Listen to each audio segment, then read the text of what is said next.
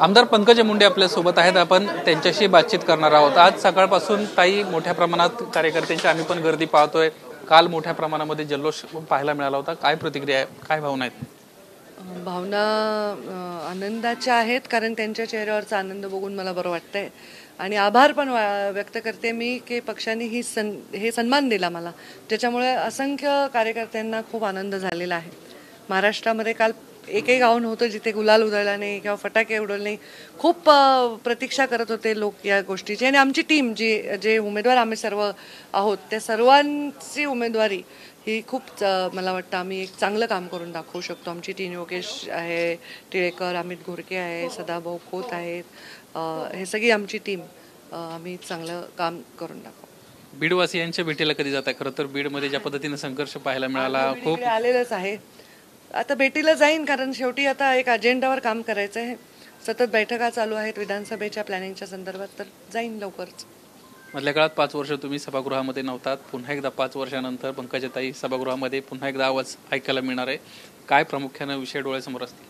अनेक विषय आहेत, अनेक महाराष्ट्रासाठी करण्याचे स्वप्न आहेत. अनेक माझ्या जेव्हा देवेंद्रजी मुख्यमंत्री होते, मी हे होते ग्रामीण विकास मंत्री आणि महिला बालकल्याण, त्याच्यात अनेक माझी कन्या भाग्यश्री, मुख्यमंत्री ग्राम सडक योजना, जलयुक्त शिवार, खूप छान काम मला राज्यासाठी करता आलं.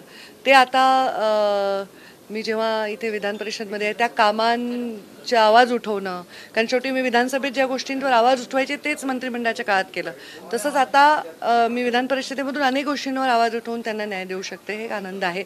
राजकारणात तर मी होतेच, पण संविधानिक कामाचा एक वेगळा लोकांना फायदा होतो. ग्रामविकास खात्याचा तुम्ही उल्लेख केला. आजच उपमुख्यमंत्री अजित पवार त्यांची सर्व टीम दिल्लीत दाखल झाली आहे. मंत्रिमंडळ विस्तार येत्या 2-3 दिवसात होऊ शकतो अशी प्रचंड चर्चा सुरू झाली आहे, आणि अशी एक चर्चा आहे की पंकजाताई पुन्हा एकदा मंत्रिपदावर पाहायला मिळतील.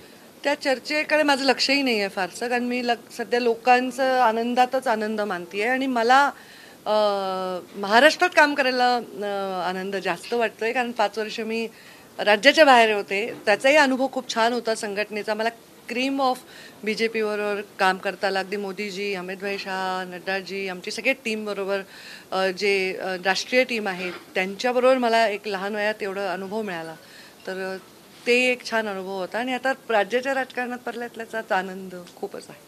ताई, मराठा आरक्षणाचा आणि ओबीसी आरक्षणाचा राज्यात गंभीर प्रश्न सध्या निर्माण झालेला आहे. ज्या बाजूनं एका बाजूनं 288 आमदार पाडू, दुसरी देखील बाजू अशी म्हणते 288 आमदार पाडू. तुमची एक महत्त्वपूर्ण भूमिका या सगळ्याच विषयात राहील. असं कोणी म्हणत नाहीये. दुसरं लक्ष्मण हाकेंनं देखील घोषणा केली की आम्ही 288 आमदार पाडू, मुंबई जाम करू. हे प्रश्न असा आहे की आता या गोष्टींचं सोल्युशन काढलं पाहिजे. नेत्यांनी मॅच्युअरली हे विषय हाताळले पाहिजे. जेव्हा मध्ये मुख्यमंत्र्यांनी बैठक घेतली होती, मला त्याला बोलवलं होतं, तेव्हा मी सांगितलं होतं की दोनही लोकांना समाजाचे बोलवा आणि ह्याच्यातनं मार्ग काढा, कारण समाज याच्यामध्ये पिसत असतो आणि पिढ्याने पिढ्या त्याचा त्रास किंवा काही वर्ष तर त्याला त्रास होत असतो, आणि ते नाही झालं पाहिजे. हे आमचं दायित्व आहे. आमचं दायित्व हे नाही की ते वाढवलं पाहिजे. कालच्या विधान परिषद निवडणुकीमध्ये काँग्रेसची तब्बल 8 मतं फुटली अशी चर्चा सध्या समोर येते. त्यातली 5 ते 6 मतं आपल्याला मिळालेत, म्हणजे भाजपला मिळालेली आहेत, आणि 3-4 मतं राष्ट्रवादीला मिळालेली आहेत. त्या सहकाऱ्यांचं तुम्ही कशा पद्धतीनं आभार मानाल? मला आता माहीत नाही कोणती मतं कोणाला मिळाली. गुप्त मतदान पद्धती आहे, मी काय त्याच्यावर फार चर्चा करू शकत नाही. मला जी मतं मिळाली ती पक्षाने जे प्लॅनिंग केलं त्याच्याप्रमाणे मिळाली, त्यामुळे मी आभार पक्षाचे मानेन आणि मतदारांचे मानेन, कारण सगळे आमदार आहेत जे मतदार आहेत, तर ते हजारो लोकांचे प्रतिनिधी आहेत, तर त्यांचे सगळ्यांचे आभार. या निवडणुकीचा आगामी विधानसभेवर परिणाम होईल? या निवडणुकीचा परिणाम व्हायच्या आधीच आम्हाला आत्मविश्वास होता की विधानसभेमध्ये आम्ही लोकांपर्यंत जे आम्ही जातोय आणि लोकांपर्यंत खरं पण जाईल. म्हणजे एक चुकीच्या पद्धतीने जो प्रचार लोकसभेत झाला, लोकांना बिडवलं गेलं की संविधान बदललं जाईल असं तसं, ह्या नॅरेटिव्हचा, फेक नॅरेटिव्हचा परिणाम विधानसभेत होणार नाही आम्हाला पूर्णपणे विश्वास होताच. आणि आता निवडणुकीत विजय मिळाल्यामुळे महायुतीची एकजूट, पक्षाची तर कार्यकर्त्याची शक्ती तर आहेच, पण महायुतीची एकजूट ही बघायला मिळाली, आणि एकजुटीने आम्ही विधानसभेत उतरलो, तर आम्हाला विजय फार अवघड नाही.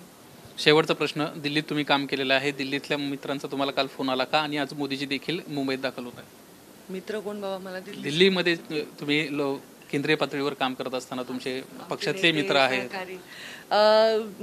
मला आता फोन घ्यायला वेळ नाही मिळाला. आले असतील तर, म्हणजे हा विषय मी काय, मला कोणी विचारलंच नाही असा प्रश्न, त्यामुळे मला त्याचं उत्तर काय द्यावं कळत नाही. पण सर्वांचे फोन आले, अनेक माझ्या जुन्या सहकार्यांचे, मित्रमैत्रिणींचे खूप सगळ्यांचे फोन आले. फोन उचलणं शक्य नसतं कारण एवढे फोन येतात की व्हॉट्सअप कॉल आणि दोन्ही फोन वाजत असतात. त्यावेळी शुभेच्छा जर लोकांनी मेसेजवर केलं की प्रत्येकाला रिप्लाय करायचा मी प्रयत्न करते ज्यांना मी परिचित आहे. धन्यवाद ताई आमच्याशी बातचीत केल्याबद्दल. कॅमेरामन अनिल पवारसह निलेश बुधावली, एबीपी माझा, मुंबई. एबीपी माझा, उघडा डोळे बघा नीट.